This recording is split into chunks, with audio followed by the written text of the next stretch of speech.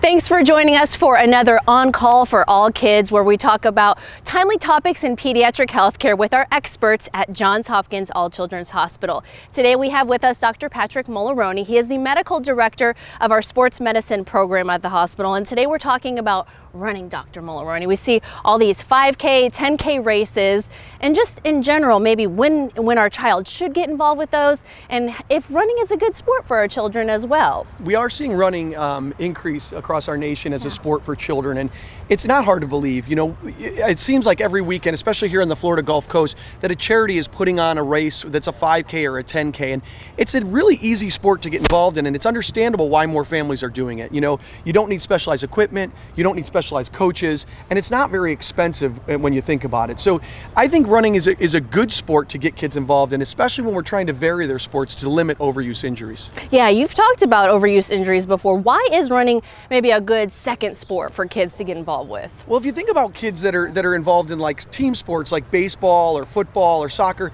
if they're going to take an off season, getting involved in distance running or running, road racing is a good thing, because they can keep in shape and keep their stamina up as well. So it also is an awesome sport for families because it can get the family exercising together. I mean, think about it.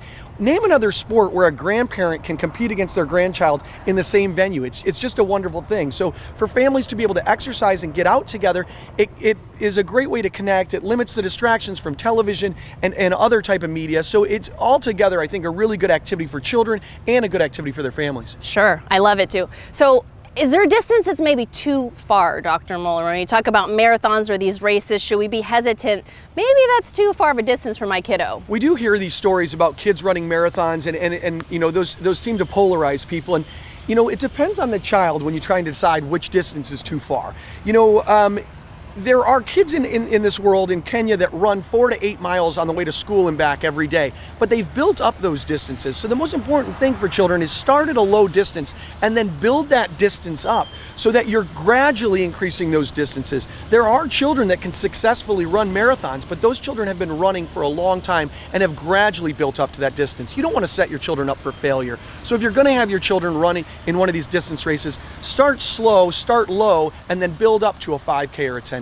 Really good advice. How about injuries though? We talk about as adults, is walking better, power walking, or is running okay, or is that going to hurt our joints? Could this injure our children as well? When we think about children and adults, this is one of the areas where they're not the same with regards to injuries. A lot of adults who are running are running on limbs that have already been injured. So they have a joint or a bad ankle or a bad knee already, or many of them are overweight or are carrying around extra weight that pounds on those joints.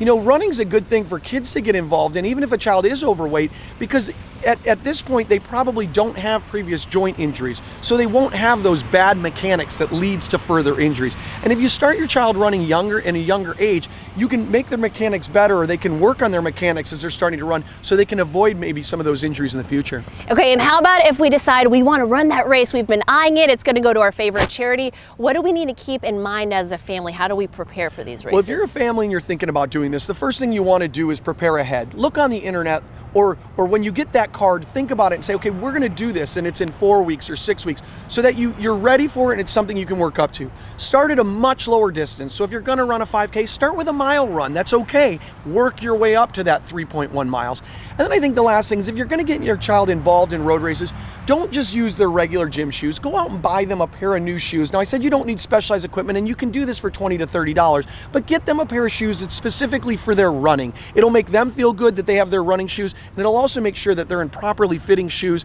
that have, that still have good life in them. Okay, well, we have an event coming up at the hospital.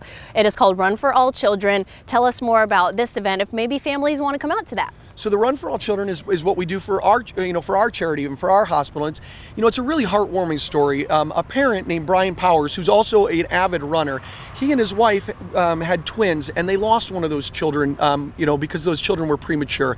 And he wanted to give back and do something for his local children's hospital. So he chose Johns Hopkins All Children's Hospital, and 6 years ago he started this race. And now this race happens in downtown St. Petersburg. It actually finishes right here in beautiful Pointer Park, and the race starts right at the entrance entrance of our hospital. It's a really awesome start of the race because as you get those thousands of people getting ready to race, the children are looking out the window, seeing the beginning of that race, the children that are inpatient in the hospital, and Brian usually gives a speech and the kids look back and wave to those children. You know, as the race goes on, the race runs towards and along the beautiful Tampa Bay.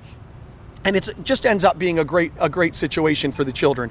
The after party contains music, contains things for kids to do. There's food at the after party, and also our transport team comes. So if your kids want to tour the ambulances or maybe take a look at the helicopter, that's a good thing as well. So overall, it's a great event on a wonderful Saturday, and it's happening this year on May 18th. Yep, and it's a great event. If you would like to attend, we would love to have you there. You can go to HopkinsAllChildren's.org/run-for-all-children, and you can sign up through our website. And we want to thank you so much for watching today. If you have any story ideas or topics you'd like us to look into, you can comment below on this video. And for more pediatric healthcare news, you can head over to our website, HopkinsAllChildren's.org/newsroom. Thank you so much, Dr. Mularoni. We'll see you next week.